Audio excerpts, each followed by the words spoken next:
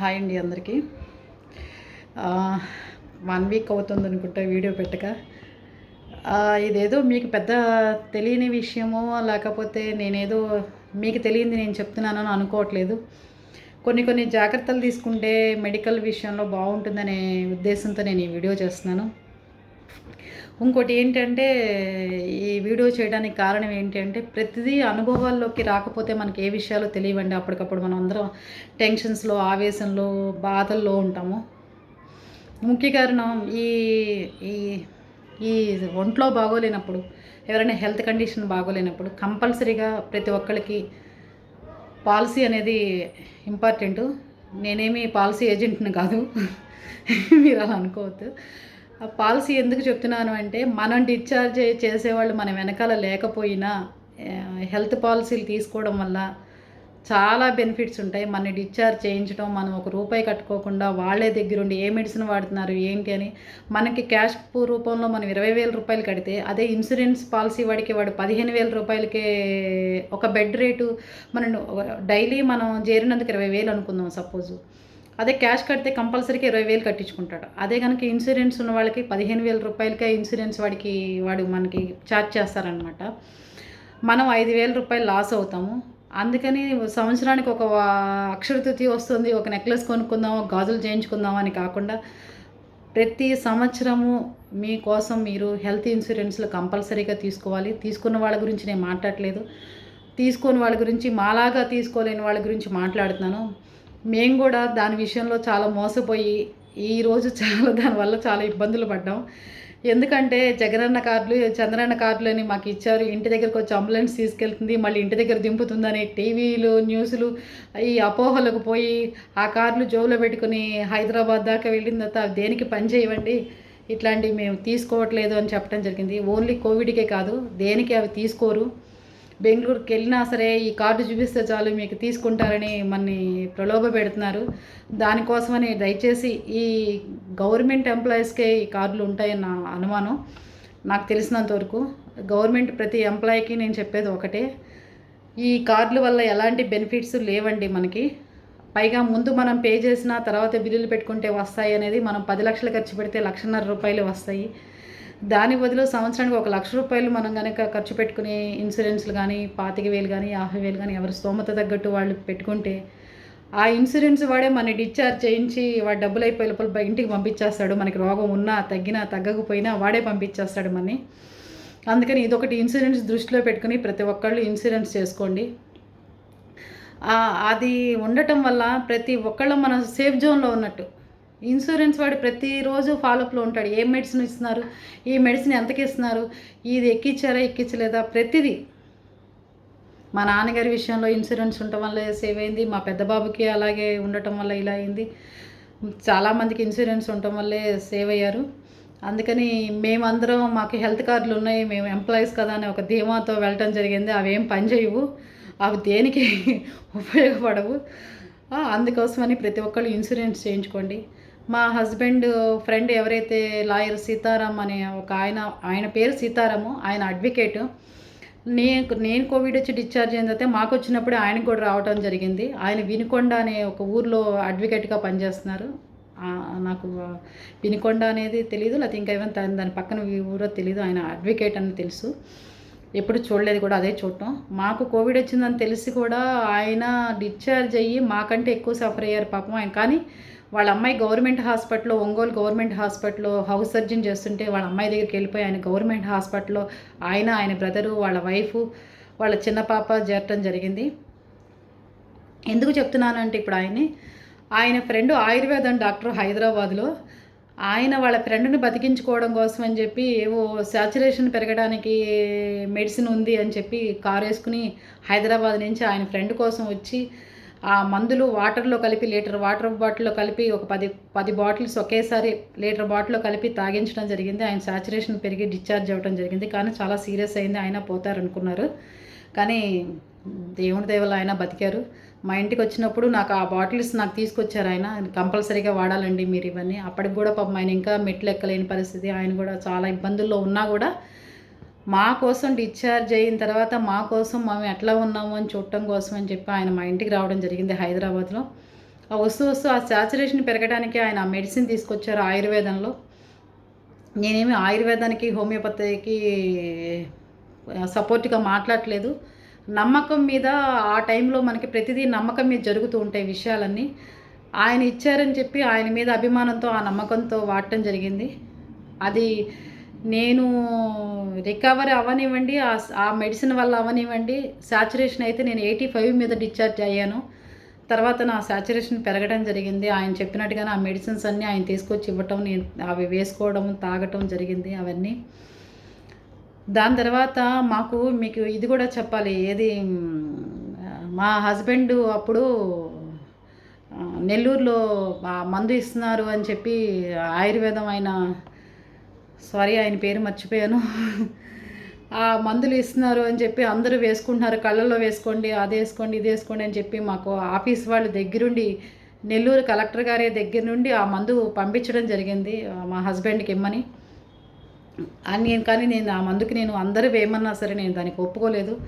ఎందుకంటే నోరు మాట్లాడే స్థితి మనకున్నప్పుడు మనకి అది కళ్ళు మండుతున్నాయా, మండట్లేదా, ఈ పరిస్థితి ఎలా ఉంది లోపల మందు వెళ్ళిన తర్వాత అనేది మనకు అర్థమవుతుంది. మన లోకంలో మనకు స్పృహలో లేని మనుషులకి మనం తీసుకెళ్ళి ఆ కళ్ళలోనూ నోట్లోనూ మందు వేయమంటే నేను ఆ మందు వేయలేదు. నేను ఆ పేరు చెప్పలేను. ఎందుకంటే ఆ మందుకు నేనేమి వ్యతిరేకని కాదు కాబట్టి ఆ మందు పేరు కానీ ఆ ఊరి పేరు కానీ నేను చెప్పట్లేదు. నెల్లూరు నుంచి తేవటం జరిగిందంటే మీ అందరికీ అర్థమవుతుంది. అది కళ్ళల్లో డ్రాప్స్ వేయండి అని. ఆ మందు తెచ్చినప్పుడు మమ్మల్ని ఏదైతే హైదరాబాద్ జడ్జి గారు ఉన్నారో, అమ్మ ఆ మందు మీరు వాడటలేదు కదా, మాకేమైనా ఇస్తారని డైరెక్ట్ హైదరాబాద్ జడ్జినే మాకు ఫోన్ చేయడం జరిగింది. తప్పకుండా సార్ మేము ఎవరం వాడటలేదు అని చెప్తే ఆ మందు ముగ్గురికి పనికొచ్చేటట్టు మా ఆఫీస్ వాళ్ళు లాక్డౌన్ టైంలో కూడా ట్రైన్లు ఎక్కొచ్చి ఆ మందు మాకు ఇచ్చారు. చాలా చాలా థ్యాంక్స్ అండి. ఎందుకంటే కలెక్టర్ ఇన్వాల్వ్ అయ్యి ఆ మందు మాకు పంపించడం, అంత క్యూలో అంత లక్షల మందిలో కూడా మమ్మల్ని గుర్తుపెట్టుకుని ఆ మందు పంపించారు. కానీ నేను ఇవాళ వేయలేదు అని చెప్తున్నాను, వాళ్ళు అంత ఇదిగా ప్రేమతో పంపించారు అంటే మీరెవరు తప్పుగా అనుకోవద్దు. దానికి కారణం ఒకటే, తను స్పృహలో లేరు. స్పృహలో లేనప్పుడు నేను ఆ మందు వేస్తే అది సాచురేషన్ పెరగడానికి, తర్వాత మనిషి ఇంప్రూవ్ అవ్వడానికి అని చెప్పారు. కానీ నేను దానికి ఒప్పుకోలేదు. నేను ఆ మందు వేయలేదు. తను చెప్పలేరు కదా లోపల పరిస్థితి ఎలా ఉందని చెప్పి. ఆ జడ్జి గారికి మా బ్రదరే వెళ్ళి ఇవ్వటం జరిగింది. వాళ్ళందరూ హోమ్ క్వారంటైన్లో ఉండే ఈ మందు వేసుకుని వాళ్ళందరికీ తగ్గినాయి. ఇంకోళ్ళకి కూడా మేము ఎస్ఎల్జీలో ఉండగా నాతో పాటు చేరిన ఆయనకి వెంటిలేటర్ వేశారు. ఆయనకి కూడా వాళ్ళు కూడా అడగటం జరిగింది, ఇచ్చాము. ఆయనకి సాచురేషన్ పెరిగింది, 100% బాగున్నారు. కానీ తర్వాత ఇతరితర కారణాల వల్ల ఆయన సైడ్ ఎఫెక్ట్స్ రావటం, అంటే వేరే ఆయనకి షుగరు అలాంటివి ఏదో ఉండటం వల్ల ఆయన రికవరీ కాలేకపోయారు, చనిపోయారు తర్వాత. ఇవన్నీ దేనికి చెప్తున్నానంటే, ఇప్పుడు నేను ఆయన సాచురేషన్కి ఆ మందు తీసుకొస్తే ఆయుర్వేద మందు నేను తాగాను. నాకు ఎలా ఉంది, నాకేమవుతుంది అని చెప్పి ఆయన మీద నమ్మకంతో నేను తాగాను. కలెక్టరే ఇన్వాల్వ్ అయ్యి, నెల్లూరు కలెక్టర్ గారు ఇన్వాల్వ్ అయ్యి, ఆఫీస్ వాళ్ళందరూ అయ్యి ఆ నెల్లూరులో తయారు చేస్తున్న మందు మాకు పంపించినా నేను వేయకపోవడానికి కారణం, లోపలున్న మనిషికి మన సృహలో లేరు కాబట్టి నేను అది వేయటం జరగలేదు. ఎంతోమంది నాకు ఫోన్లు చేశారు, ఒత్తిడి తెచ్చారు, వేయండి అది చాలా మంచి మందు, మీరు కంపల్సరీగా శ్రీధర్ గారికి వేయాలండి అన్నారు. అలాగే అని ఎవరికి వాళ్ళకి నేను ఎదురు చెప్పలేదు, తప్పకుండా వేస్తాననే చెప్పాను. అది నేను అందుకని ఆయనకి వేయకపోవడం జరిగింది, అంతకంటే వేరే ఉద్దేశం కాదు. ఏదైనా కానీ నమ్మకంతో వైద్యాలు కొన్ని మనంతా మనం కోలుకోవడం అవుతుంది. లేకపోతే ఆ నమ్మకం తక్కువగా ఉన్నప్పుడు మనం నిరుత్సాహపడటము జరుగుతుంది.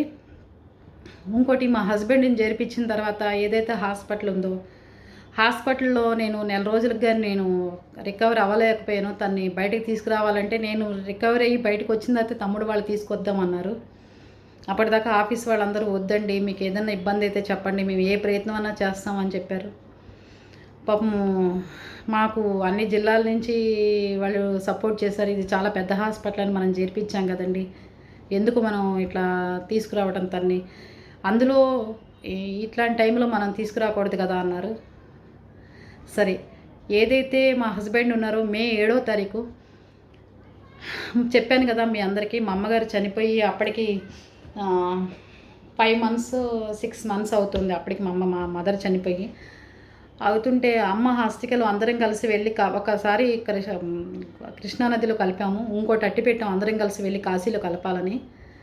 కానీ మేమందరం ఇట్లా అవ్వటం వల్ల మా పూజారి గారు చెప్పారు, అలా ఉంచకూడదు, ఇంట్లో ఎంతమంది సిక్ అయి ఉన్నారు, అందరూ ఇట్లాంటి కండిషన్లో ఇబ్బంది పడే కండిషన్లో ఉన్నారు కాబట్టి అమ్మది అలా ఉంచొద్దు అంటే ఆ రోజు తమ్ముడు వాళ్ళు వెళ్ళి హైదరాబాద్లో ఉన్న నదిలో కలపటం అయింది. హైదరాబాద్ దగ్గర ఉన్న దానికి బాచ్పల్లి అక్కడికి వెళ్ళి కలపడం జరిగింది.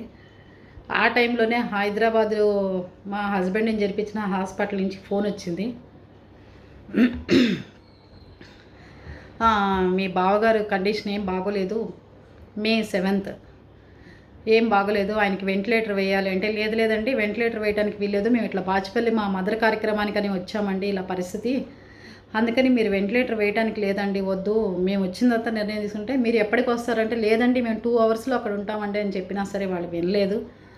మా హస్బెండ్ కూడా పక్క నుంచి మా బ్రదర్స్తో మాట్లాడి ఏంటి శ్రీనివాస్ నేను బాగానే ఉన్నాను, ఎందుకు ఇలా మాట్లాడుతున్నారు వీళ్ళు, నాకు అర్థం కావట్లేదు, మీరు బయలుదేరండి, మీరు వచ్చేదాకా నేనేమి వద్దని చెప్తాను, నేను ఆరోగ్యంగా ఉన్నానని చెప్పారు. కానీ వాళ్ళు ప్రతి పావు గంటకి మా బ్రదర్స్ వాళ్ళకి ఫోన్ చేయటం, వాళ్ళు ఎక్కువ ఇబ్బంది పెట్టి మీరు వచ్చేదాకా మీ బావగారు సేఫ్ అని మీరు రాసిస్తారా, మీ వాళ్ళు ఎవరినైనా పంపించండి అయితే ఇక్కడ సైన్ పెట్టమని ఆయన శ్రీధర్ గారికి ఏదన్నా అయితే మీదే రెస్పాన్సిబిలిటీ అని అడగటం, ఒత్తిడి తేవటం జరిగింది.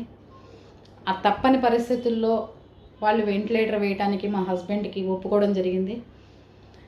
కానీ చాలా చాలా దారుణంగా ప్రవర్తించారు వాళ్ళు.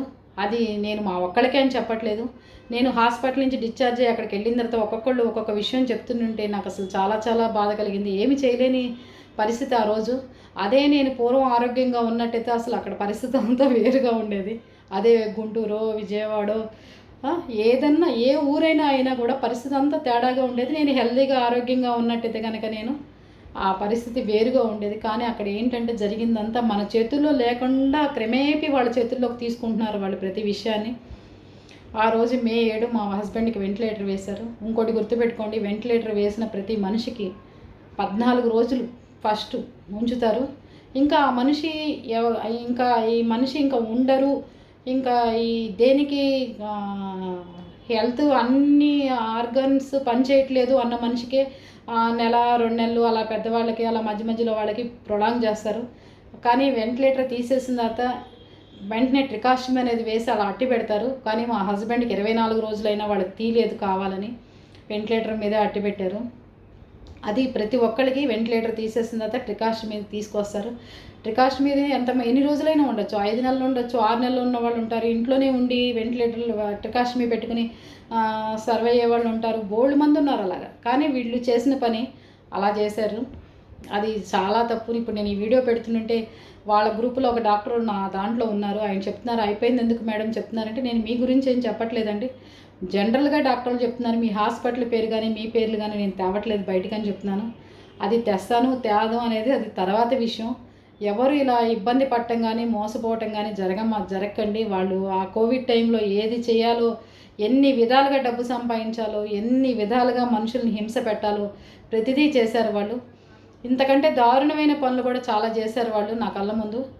నేను ఒకరోజు వీడియో చెప్పాను కదా, నేను డిశ్చార్జ్ అవ్వగానే TV9లో ఒకటి చూశాను అని చెప్పి. ఒక లేడీ, ఆవిడ అమ్మాయి డాక్టరు, వాళ్ళ బ్రదర్కి కోవిడ్ వచ్చింది, వాళ్ళ బ్రదర్కి మ్యారేజ్ అయ్యి బాబు 4 years బాబు ఉన్నాడు. 4 mg ఒక ప్రొపోనాల్ ట్యాబ్లెట్ పడుకోవడానికి, ఈ మనిషి పడుకోవడానికి ప్రొపోనాల్ అనే ఒక ట్యాబ్లెట్ ఉంటుంది, అది 4 mg ఇవ్వాల్సింది 40 mg ఇచ్చి అతన్ని కావాలని బయటికి ఏమైనా చెప్తాడేమో అని చెప్పి ఇవ్వటం జరిగింది. ఆ ట్యాబ్లెట్ అధిక మోతాదులో ఆ ట్యాబ్లెట్ వాడటం వల్ల అతను చనిపోవడం జరిగింది. అక్కడ ఒక పెద్ద ట్విస్ట్ జరిగింది. ఏమిటి, మీ బ్రదర్ని డిశ్చార్జ్ చేస్తాం, ఇంతవరకు బిల్లు సెటిల్ చేసేసేయండి, న్యూ అడ్మిషన్గా తీసుకుంటాం మీ బ్రదర్ని అని చెప్తే ఆ అమ్మాయి సరే అని చెప్పి న్యూ అడ్మిషన్గా తీసుకుంటారు కదా, మనకు బిల్లు తగ్గిస్తారు కదా, మళ్ళీ వెంటనే అక్కడే కదా ఇంకో పేపర్ మీద రాయటమే అనే ఒక డాక్టర్ అయ్యుండి కూడా మీరు కావాలంటే చూసుకోండి, మే 8-9 లాస్ట్ ఇయర్ మే 8-9 తారీఖుల్లో ఇది న్యూస్ వచ్చింది TV9లో. మళ్ళీ అక్కడే ఉంటాడు కదా బ్రదరు, పేపర్ మీదే కదా న్యూ అడ్మిషన్ అని రాయటమే కదా అని చెప్పి తను అనుకున్నది. అదే తను చేసిన పెద్ద తప్పు. ఎందుకంటే న్యూ అడ్మిషన్ అని చెప్పంగానే వాళ్ళు ఏం చేశారు, ఇంకా ఈ ట్యాబ్లెట్ ఏదైతే 4 mg వేయాల్సిన ట్యాబ్లెట్ 40 mg ఏదైతే వాడటం మొదలుపెట్టారో అతిగా విపరీతమైన డ్రగ్స్ వాడటం స్టార్ట్ చేశారు. అంతా మనిషి నిద్రపుచ్చడానికి ఎక్కువ ప్రయత్నం చేశారు. అతను ఏమన్నా బయటకు వచ్చి చెప్తాడు చేస్తాడని. తను డాక్టర్ అయ్యి ఉండి వాళ్ళ బ్రదర్ పక్కన ఉంటాను అని చెప్పి 2 రోజులు అడిగినా కూడా అమ్మాయికి పర్మిషన్ ఇవ్వలేదు వాళ్ళు, కనీసం వచ్చి చూస్తామన్నా ఒప్పుకోలేదు. దాని తర్వాత వాళ్ళు అతను చనిపోవడం, ఈ అమ్మాయి అందరినీ తీసుకొచ్చి హాస్పిటల్ అంతా ధ్వంసం చేయడం, హాస్పిటల్ని బ్యాన్ చేయడం కొన్నాళ్ళ పాటు. అంతా జరిగినాయి. హైదరాబాద్ అంతా అప్పుడు చాలా గందరగోళం అయింది. సేమ్ అదే పని నాకు ఫోన్ చేసి మీ హస్బెండ్ని డిశ్చార్జ్ చేసామని ఒక డిశ్చార్జ్ సమ్మరీ ఇస్తాం, మళ్ళీ న్యూ అడ్మిషన్ అని వెంటనే ఇవ్వండి, ఇది ఇన్ని నెలలు పేషెంట్ని ఉంచుకోకూడదు, ఇక్కడే 3 months అవుతుంది మేము జాయిన్ చేసుకుని అని చెప్పి అడగడం జరిగింది. ఈ ఒక్కొక్కటి ఏంటంటే అవతల జరిగింది, నేను ఆ న్యూస్ విన్నాను కాబట్టే నేను అలాంటిది ఏది ఇవ్వను అని చెప్తే చాలా ఫోర్స్ చేశారు, మమ్మల్ని బెదిరించారు, చాలా ఇబ్బంది పెట్టారు కూడా. మేము డిశ్చార్జ్కి ఒప్పుకోలేదని. అప్పుడు మేమేమన్నా అంటే డిశ్చార్జ్ చేసేస్తే శాంతం చేసేయండి, వేరే హాస్పిటల్కి తీసుకెళ్ళిపోతాం అంటాం కూడా జరిగింది. దానికి ఒప్పుకోవట్లేదు వాళ్ళు. ఎవరైతే మేము ఆ వీడియో చూడటం, వాళ్ళంత గందరగోళం అయ్యి అబ్బాయి చనిపోవడము, వాళ్ళ అక్క డాక్టర్ అయ్యిండి కూడా వాళ్ళని ఏమి చేసుకోలేకపోవడం, ఇవంతా చూడటం జరిగింది నేను. అందుకని మా హస్బెండ్ విషయంలో నేను ఒప్పుకోలేదు. అందుకని అంత తెలివితేటలుగా మనం ప్రవర్తించకపోతే బయట విషయంలో మనం ఎన్ని ఇబ్బందులు పడాలో, ఎన్ని ప్రాబ్లమ్స్ ఎదుర్కోవాలో మనకంటూ ఫస్ట్ ఒకటి గుర్తుపెట్టుకోండి. ఎవరైనా సరే పిల్లాన్ని ఎల్కేజీలో చేర్పించే దగ్గర నుంచి మనం హాస్పిటల్లో చేరిన, ఒక బట్టల షాప్కి వెళ్తున్నా, ఒక బంగారు షాప్కి వెళ్తున్నా, మనం ఈ షాప్కి వెళ్తుంటే ఈ చీరలు వీళ్ళ షాపులో ఎంత బాగుంటాయి అని ఎలా ఐడెంటిఫై చేస్తున్నాము, ఈ కర్రీ పాయింట్లో కర్రీస్ తెచ్చుకుంటే బాగుంటాయి అనుకుంటున్నాము, ఈ బంగారు షాప్కి వెళ్తేనే మనకి బాగుంటాయి, మోడల్స్ ఎక్కువ ఉంటాయని ఎలా తెలుస్తున్నాయో, ఈ హాస్పిటల్కి వెళ్తే మనం కరెక్టా కాదనేది కూడా ఒక ఐడెంటిటీ ఆడవాళ్ళకి కూడా మెయిన్ ఇంపార్టెంట్. మనం ఎంతసేపు హస్బెండ్లు వెనకాలే ఉండాలి, హస్బెండ్ చెప్పిందే వినాలి, హస్బెండ్కి తెలుసు కదా, మగవాళ్ళకి తెలుసు కదా, మనకేం తెలుసు అని చెప్పి ఒక ఆడవాళ్ళని మనమే తక్కువ చేసుకుంటాం. మెయిన్ ఇంపార్టెంట్ లేడీసే. ప్రతి ఇంటికి లేడీస్ వల్లే ప్రతిదీ సాధ్యమవుతుంది. మగవాళ్ళకంటూ మనకున్న తెలివితేటలు మగవాళ్ళకి అసలు ఉండవు. మనకి 95% తెలివితేటలు ఉంటాయి, వాళ్ళకి 75% ఉంటాయి. వాళ్ళని అలా తక్కువ చేసి నేను మాట్లాడట్లేదు. బయట అవగాహన అనేది మనం ఒక కళ్ళ ద్వారా, ఒక మనిషి ప్రవర్తన ద్వారా మనం ఐడెంటిఫై చేస్తాం. కానీ వాళ్ళ కల్మషం తెలియని మెంటాలిటీ ఎవరైనా ఉన్నారంటే అది ఒక మగవాళ్ళు ఒక్కళ్ళే. కానీ ఐడెంటిఫై చేయాలి అంటే ఒక మనిషిని స్కాన్ చేయాలన్న ఒక ఆడవాళ్ళ చేతుల్లోనే ఉంటుంది. కనుక మీరందరూ ఆడవాళ్ళు హస్బెండ్లు చూసుకుంటారు, బ్రదర్స్ చూసుకుంటారు, మా నాన్న ఉన్నాడు, మా అమ్మ ఉంది, మా తమ్ముడు ఉన్నాడు, ఇట్లాంటి అపోహలకు పోవద్దు. ఎల్కేజీ దగ్గర నుంచి ఏ స్కూల్ అయితే మనం బాగుంటుంది, మన పిల్లాడు ఎలా ఉంటాడని ఎల్కేజీ మనం చదివేటట్టు ఉండాలి, ఇంటర్ జరిపిస్తే ఇంటర్కి మనకు తెలిసేటట్టు ఉండాలి. ఏ కోర్సులో జరిపించినా, ఏది చేసినా ఒక ర్యాగింగ్ చేస్తున్నారంటే ఆ ర్యాగింగ్ గురించి మనకు తెలిసేటట్టు ఉండాలి. ప్రతిదీ మనకు తెలిస్తేనే మనం దీంట్లోంచి ప్రతిదీ బయటపడతాం. లోపల జరిపించి బయట మనిషిని బయట కూర్చుని మనం ఏడుస్తూ ఉంటే, శోకాలు పెడితే మన కన్నీళ్ళు ఎవరు తుడవరు. ఎప్పుడు తెలివితేటలతో ఉంటేనే మనం దేంట్లో అయినా సరే బయటికి రాగలుగుతాం. ఒకరోజు సానుభూతి చూపిస్తారు, 2 రోజులు సానుభూతి చూపిస్తారు. మనం దేనికి ఏడవాలి? ఎవరి దగ్గరైనా చెప్పండి. ఊరికి ఏడిస్తే ఎవరైనా కానీ దేనికి ఏడవాలి? ప్రాబ్లం సాల్వ్ అవ్వాలి. మనకి ఫస్ట్ మెయిన్ ప్రాబ్లం సాల్వ్ చేసుకోవాలి తప్ప మనం ఏడవడం వల్ల లోపల ఉన్న మనిషి రికవరీ అవ్వరు. లోపలికి వెళ్ళి ప్రతి మనిషికి మీరు చెప్పాలి, మీకేం కాదు, డాక్టర్లు చెప్పారు, 100% మీరు బయటకు వస్తారు, నేను తీసుకెళ్తానని చెప్పండి. ఏదైతే ఇవంతా ఉన్నాయో మనకి ఫిజియోథెరపీ ఒక్కదాని గురించే తెలుసు. ఏదైతే ఇలా ట్రికాస్టమీలు, వెంటిలేటర్లు వేసిన పేషెంట్లు, కోమాలో ఉన్న పేషెంట్ల చేత కూడా డ్యాన్సులు చేయిస్తారు, సైకిళ్ళు తొక్కిస్తారు, వాళ్ళ చేత ఫిజియోథెరపీలు చేయిస్తారు, వాళ్ళ చేతులు ఎత్తుతారు, కాళ్ళకు దింపుతారు. కానీ వాడు వేరే లోకంలో కోమాలో ఎక్కడో ఉంటాడు. కానీ వాడిని కూడా హాస్పిటల్ రీహాబిలిటేషన్ సెంటర్ అనే ఒకటి ఈ కోవిడ్ టైంలో బయటకంటూ స్టార్ట్ అయిన ఈ రీహాబిలిటేషన్ సెంటర్స్ అనేవి, వాళ్ళు కోమాలో ఉన్న పేషెంట్ని కూడా పడుకోనివ్వకుండా 24 hours వాళ్ళ చేత సైక్లింగ్ చేయిస్తారు, ఎక్సర్సైజ్ చేయిస్తారు, వాళ్ళ చేత కాళ్ళు చేతులు 24 గంటలు మూమెంట్స్ చేస్తూ ఉంటారు. ఇలాంటి హాస్పిటల్స్ గురించి మీరు ఖచ్చితంగా తెలుసుకోవాలి. ఎంత సివియర్ పేషెంట్ని అయినా సరే వాళ్ళు అవలీలగా ఒక వార్డు బాయ్, ఒక ఆయమ్మ, వాళ్ళకి ఒళ్ళు క్లీన్ చేయడానికి వచ్చే బాయ్, వీళ్ళు అవలీలగా వాళ్ళని హ్యాండిల్ చేయగలరు. అదే పెద్ద హాస్పిటల్ అయితే వాళ్ళ చుట్టూ జర్మనీ నుంచి చదివి వచ్చినవాడు, లండన్ నుంచి చదివి వచ్చినవాడు, సింగపూర్ నుంచి చదివి వచ్చినవాడు ఇంతమంది ఉండి అయ్యో అమ్మో అని మళ్ళాగా ఆప్సోపాలు పడి పిచ్చి కూతలు కూయడం తప్ప వాడికి ఏది తెలియదు అని నేను వాళ్ళ గురించి పాపం నేను అంత చదివొచ్చి మెడిసిన్ చదవడం ఎంత కష్టం అనేది నాకు తెలుసు. ఆ దాంట్లో ఉండే ఇబ్బందులు నాకు తెలుసు. కానీ నేను వీళ్ళందరినీ తక్కువ చేసి మాట్లాడట్లేదు. మెయిన్ డాక్టర్ అనేవాడు ఏంటి అంటే ఒక రకమైన ఇదిలోకి వెళ్ళిపోతున్నారు. మనం ఏదున్నా సరే మనం జనాల్లోకి తీసుకెళ్ళాలి అనే కాన్సెప్ట్లోకి వెళ్ళకుండా ఎంతసేపు ఒక పిచ్చి అపోహ, ఒక 5 ఏళ్ల బేబీని మనం ఎంత 5 నెలల బేబీని ఎంత ఇదిగా చూసుకుంటామో, ఆ రకంగా మన పేషెంట్ని కూడా వాళ్ళు పెద్ద హాస్పిటల్లో పెట్టడం వల్ల అలాగే చూసుకుంటారు. అలా కాకుండా మున్సిపాలిటీ స్కూల్లో చదివే పిల్లలు ఎంత రఫ్గా ఎంత ఏదైనా చేయగలరు, చెట్లు ఎక్కగలరు, పొట్లు ఎక్కగలరు, దూకగలరు, కాలువల్లో ఈదగలరు.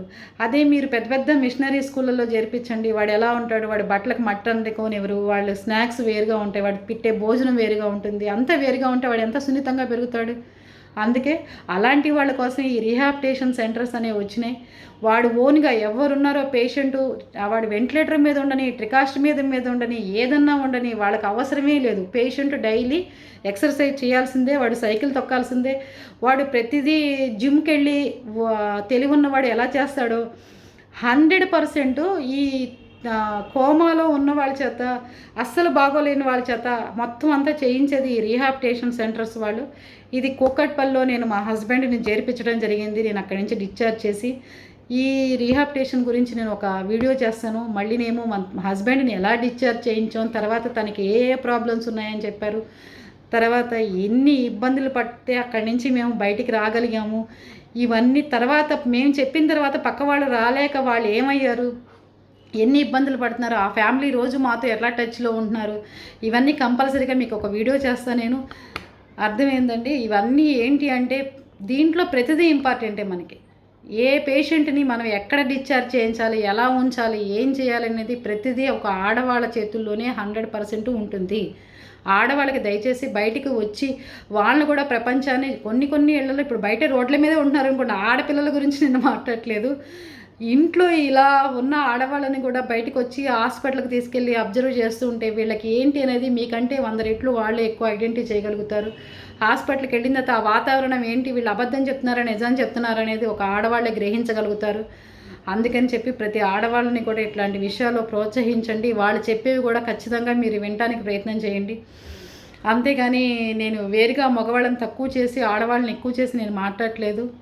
ఇది ఏంటంటే ప్రతి ఒక్కళ్ళు ఇలాంటి టైంలో మనం ఆడవాళ్ళు మగవాళ్ళని కాకుండా ఇంపార్టెంట్ అయిన విషయాలు వచ్చేసరికి ప్రతి ఒక్కళ్ళు కూర్చుని మాట్లాడుకుంటే కానీ మనం దీంట్లోంచి డిశ్చార్జ్ అవ్వటం కానీ మనం దీంట్లోంచి బయటపడటం కానీ ఏది జరగదండి. నెక్స్ట్ వీడియోలో మీ అందరికీ కంపల్సరీగా ఈ రీహాబిలిటేషన్ సెంటర్ ఏంటి, దీనివల్ల ఉపయోగాలు ఏంటి, మనం ఎలా దీంట్లో ప్రవర్తించాలి అనేది కూడా నేను కంపల్సరీగా పెడతాను. ఇంకో విషయం ఏంటంటే చాలామంది నాకు మెసేజ్లు చేస్తున్నారు, ఇలా చేయండి, నాకు ఇలాంటి వీడియో కావాలండి, అలాంటి వీడియో కావాలండి అని. నేను దయచేసి వాళ్ళందరికీ పర్సనల్గా ఈ మెసేజ్ పెట్టలేకపోయినా కంపల్సరీగా చెప్తున్నాను. ఈ వీడియో అంటూ అయిపోయిన తర్వాత నాకు ఆ మెసేజ్లు వచ్చిన తర్వాత మీ అందరికీ ఫార్వర్డ్ చేసి అది కరెక్టా కాదా అని తెలుసుకున్న తర్వాత నేను ఈ వీడియోలు అంటూ ఏం చేయాలనేది నేను ఆలోచిస్తాను.